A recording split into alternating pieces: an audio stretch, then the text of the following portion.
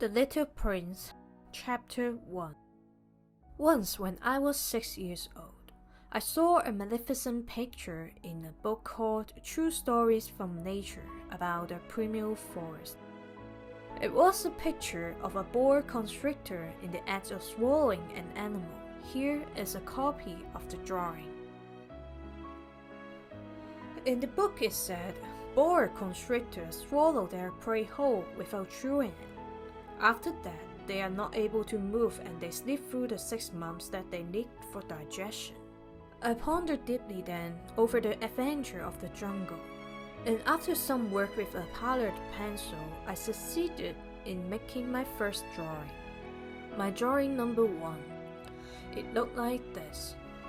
I showed my masterpiece to the grown-ups and asked them whether the drawing frightened them. But they answered, "Frightened? Why should anyone be frightened by a hat?" My drawing was not a picture of a hat. It was a picture of a boa constrictor digesting an elephant. But since the grown-ups were not able to understand it, I make another drawing. I drew the inside of the boa constrictor so that the grown-ups could see it clearly. They always have to leave things explained. My drawing number 2 looked like this.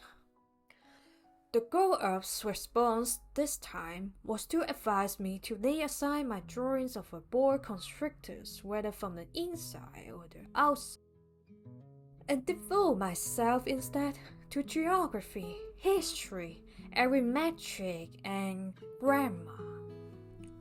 That is why, at the age of 6, I gave up what might have been a magnificent career as a painter. I had been disheartened by the failure of my drawing number 1 and my drawing number 2.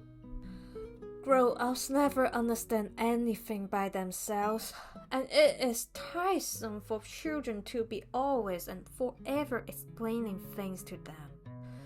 So then I chose another profession and learned to pilot airplanes.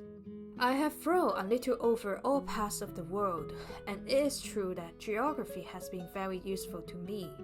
At a glance, I can distinguish China from Arizona. If one gets lost in the night, such knowledge is valuable. In the course of this life, I have had a great many encounters with a great many people who have been concerned with matters of consequence. I have lived a great deal among grown-ups. I have seen them intimately, close at hand, and that hasn't much improved my opinion of them. Whenever I met one of them who seemed to me at all clear-sighted, I tried the experiment of showing them my drawing number 1, which I have always kept. I would try to find out, so if this was a person of true understanding. But whoever it was, he or she would always say, "That is a hat." Then I would never talk to that person about boa constrictors or primeval forests or stars. I would bring myself down to his level. I would talk to him about bridge and golf and politics and neckties, and the grown-up would be greatly pleased to have met such a sensible man.